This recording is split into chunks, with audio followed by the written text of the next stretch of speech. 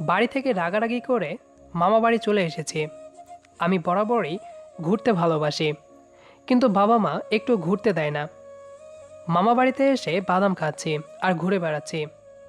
ঘুরতে ঘুরতে আপুর কলেজের সামনে চলে এসেছি।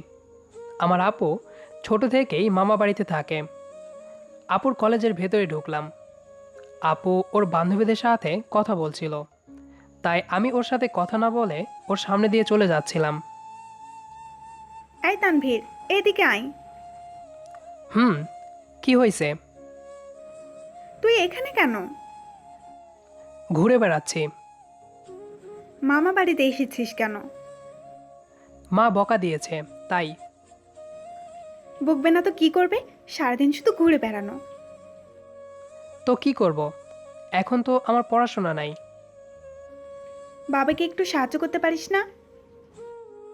আহ মৌ, ওকে বকছিস কেন? কত কিউট একটা ছেলে, ওকে বকা দিতে খারাপ লাগে না?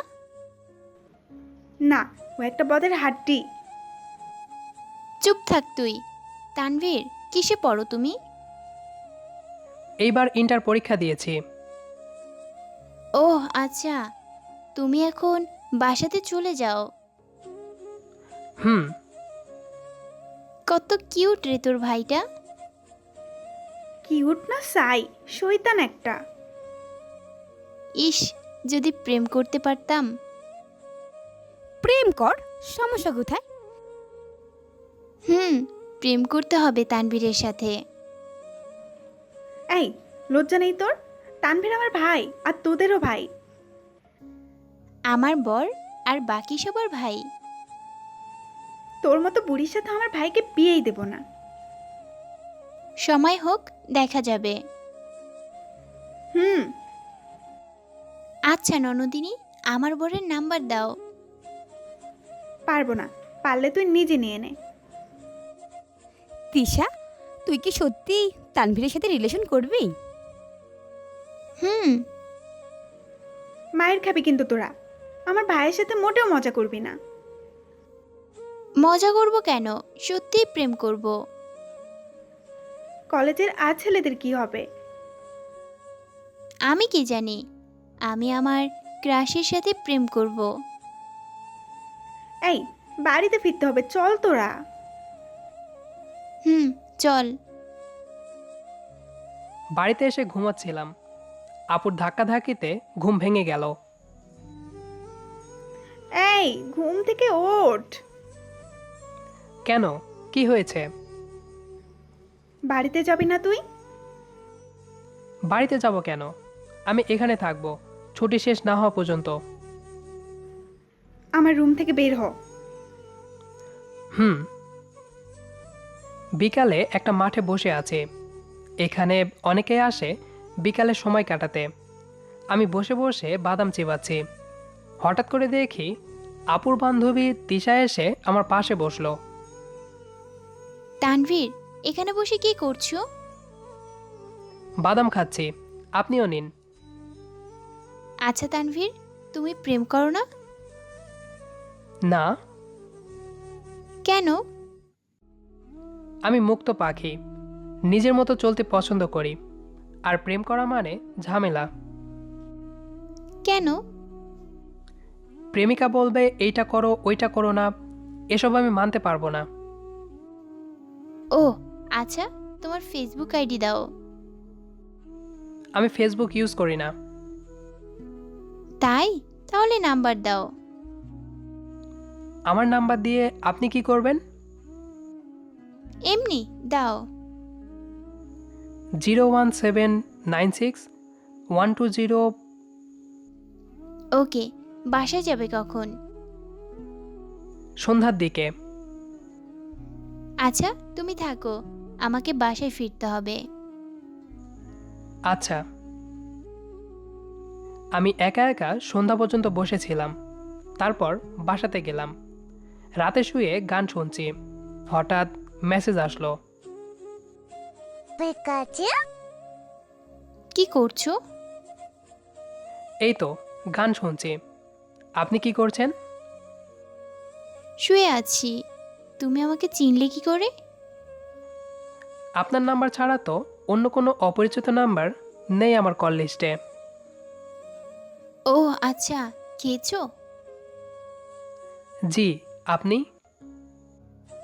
আমাকে তুমি করে বলতে পারো। না, এভাবেই ঠিক আছে। আচ্ছা, শুভরাত্রি। শুভরাত্রি। মাঝে মাঝে এভাবে কথা বলতাম আপুর বান্ধবী তিশার সাথে। মাঝে মাঝে ঘুরতে যেতাম, এর জন্য অবশ্য আপু বকা দিত। আজ বাড়িতে চলে এসেছি, এখানে বন্ধুবান্ধবদের সাথে নিয়ে সময় কাটাচ্ছি। হঠাৎ তিশার ফোন আসলো। তানভীর, আজ বিকেলে ঘুরতে যাব এক জায়গায়, 5টার দিকে আমাদের বাসার সামনে চলে আসবে। আমি তো বাড়িতে চলে এসেছি। কখন? আজ সকালে। আমাকে না বলে চলে গেলে? একটা মেসেজ তো করতে পারতে। আসলে হঠাৎ করে চলে এসেছি। ওহ, আবার কবে আসবা? জানি না, তবে শীঘ্রই আর যাওয়া হবে না। কেন? আমি একটা চাকরির জন্য ঢাকা যাব, আর চাকরিটা হয়ে যাবে, এই জন্য আমাকে বাইরে থাকতে হবে। এই বয়সে চাকরি করবা কেন? আর্থিক সমস্যার কারণে। আচ্ছা, আমার সাথে কথা বলা বন্ধ করবে না কিন্তু। জি আচ্ছা। এরপর ঢাকাতে গেলাম চাকরির ইন্টারভিউ দিতে। আগে থেকে সুপারিশ করা ছিল, এজন্য চাকরিটা পেয়ে গেলাম। আমাকে খুলনাতে পোস্টিং দেওয়া হলো, চাকরিতে জয়েন করলাম। এরপর ভালোভাবেই চলছিল। সারাদিন ডিউটি শেষে রাতে মেসে ফিরে সবার সাথে কথা বলা, এভাবেই চলছিল দিনকাল। কয়েকদিন আগে বাড়ি থেকে জানতে পারলাম আপুর বিয়ে ঠিক করেছে। আগামী সপ্তাহে বিয়ে। ছুটি পেলাম বিয়ের দিন। কিছু জিনিসপত্র কিনে বাড়ির দিকে রওনা হলাম। এই চেমরি, নিজে তো বিয়ে করে নিচ্ছিস, এবার আমার লাইনটা ক্লিয়ার করে দিবি। কিসের লাইন? তোমার ভাইয়ার সাথে আমার লাইন। তোর কি লজ্জা নেই? ওর সাথে তোর যায়? ও এখনো ম্যাচিওর না, আর তুই তো বুড়ি। হর সেরি, আমার লাইন আমি নিজেই ক্লিয়ার করে নেব। যা পারিস কর। একদিক থেকে ভালোই হচ্ছে, তোকে বাড়ি থেকে বিদায় করে দিচ্ছে। আমি বিয়ের পর এখানে বাড়ির মেয়ের মতো থাকবো। আমার ভাইয়ের একটা কিউট বউ হবে। তোর সাথে আমার ভাইয়ের বিয়েই দেব না। উনি বললেই হলো। ওই দেখ, আমার বরটা এসে গেছে।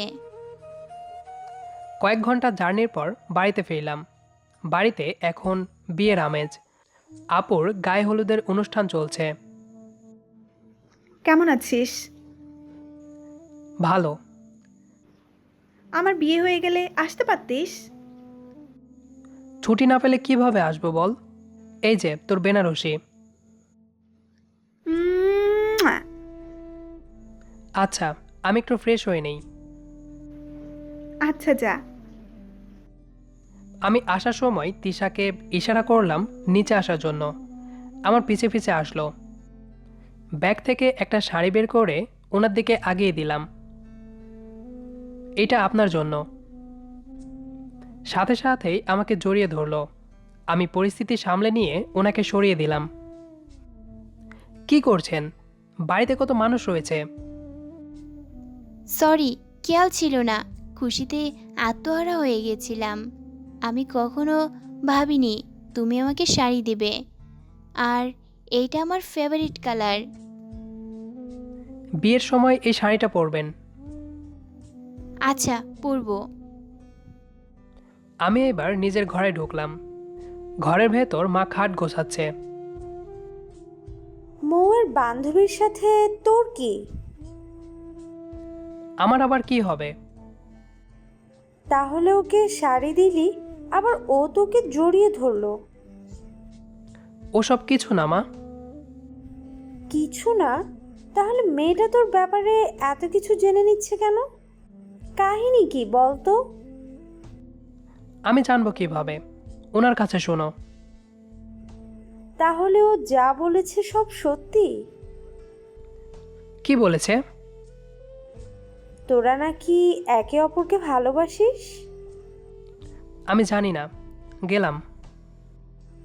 আরে শুনে যা, মেয়েটাকে আমার পছন্দ হয়েছে। আমি বাইরে এসে সব দেখাশোনা করতে লাগলাম। অবশেষে আপুর বিয়ের সময় আসলো। তিশা আর আমি পাশাপাশি দাঁড়িয়ে আছি। তিশা আমার হাত ধরে দাঁড়িয়ে আছে। আমাদেরও এইভাবে বিয়ে হবে। হুম।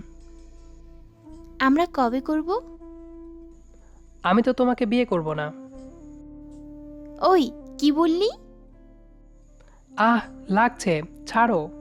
তোমাকে ছাড়া কাকে বিয়ে করব? আমাকেই বিয়ে করবি। আমি ছাড়া কারো কথা ভুলেও মনে আনবি না। হুম।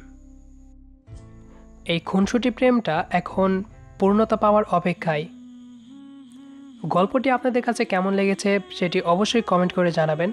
আর নিয়মিত এরকম ভালোবাসার ভিডিও পেতে আমাদের ইউটিউব চ্যানেলটি সাবস্ক্রাইব করে পাশে থাকা বেল আইকনটি অন করে দিন, যাতে করে আমাদের ভিডিওর সকল নোটিফিকেশন সবার আগে পৌঁছে যায় আপনার কাছে। ধন্যবাদ সবাইকে।